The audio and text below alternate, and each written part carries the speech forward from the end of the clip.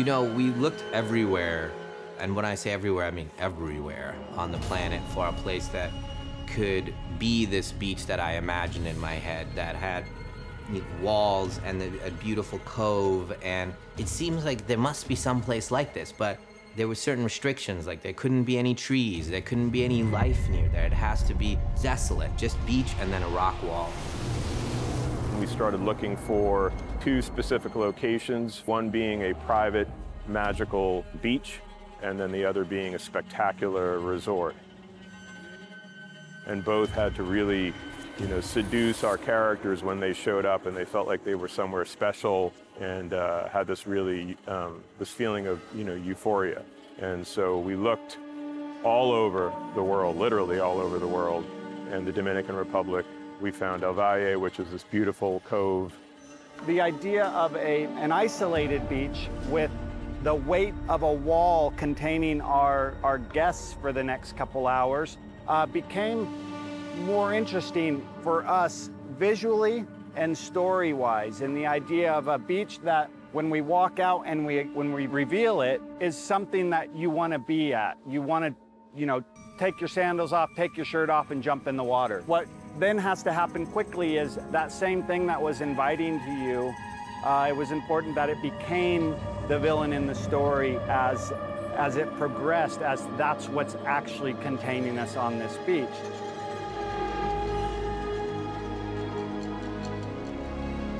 It becomes very claustrophobic for these individuals on this beach, and you can see them panicking and they're trying to get out. There's no doors to leave, and that suffocation the audience feels.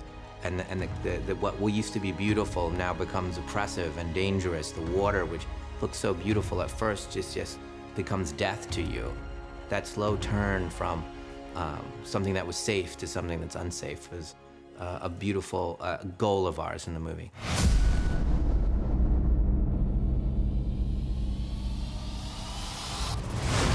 Bringing old to life has been quite the process. We literally did not have one more day on that beach. And then when we left, we had to go to the resort that was booked for that exact time because we had to take over that whole thing. There was no room for error at all. Even if it had rained one day.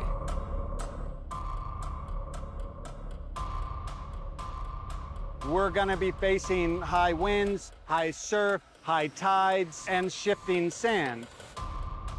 It took months to build this wall, 24 feet high by 900 feet long, which is massive. Oh, that was perfect timing. I'll never get it that perfect again. Okay, cut down rehearsal, resetting, pictures. All right, picture, let's go. There was probably a year of preparation for this movie, picking the location, figuring out how to do the process of aging, and what, should we do that CGI, should we do it real? We were shooting old in the middle of the height of the pandemic, and we were forced to shoot it in the hurricane season in the Caribbean. You can't get insurance for COVID. You can't get insurance for hurricanes. This is insanity going to go shoot in there, because at any moment you could be shut down by a hurricane, let alone COVID. When we got here, we cut a road into the beach, which didn't exist. We created a base camp, which didn't exist. And we started building the wall on a beach that had 100 feet of sand out in front of it at any given day. We built the wall, and then a hurricane hit.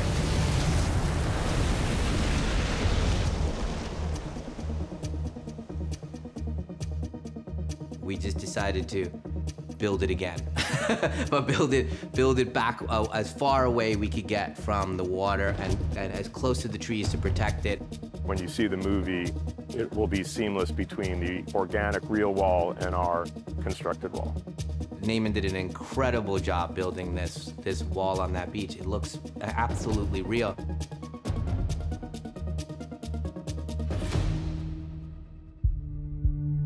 We knew day one when we scouted this beach that it was a protected preserve for 2 types of sea turtles.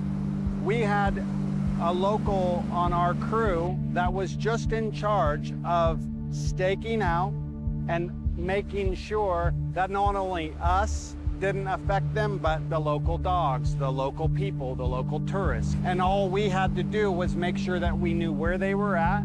We knew that these huge turtles that are, 1 meter shells come up, they dig a huge hole, they lay their eggs. On their way out, they dig another hole as a decoy, and then they go off. They do this every year. There's a lot of stray dogs in the Dominican. What is the Dominican name for this stray dog? We call him biralatas. It's because they turn around trash cans looking for food scraps and stuff like that. And sometimes it had been a problem because they have actually walked into a take. It did add, again, a sense of that this place was alive and we were lucky to be there. This is Patricia. We gave her that name. As you might have seen, she is limping. So we're pitching in all to send her to the vet. In fact, my assistant adopted one of those dogs.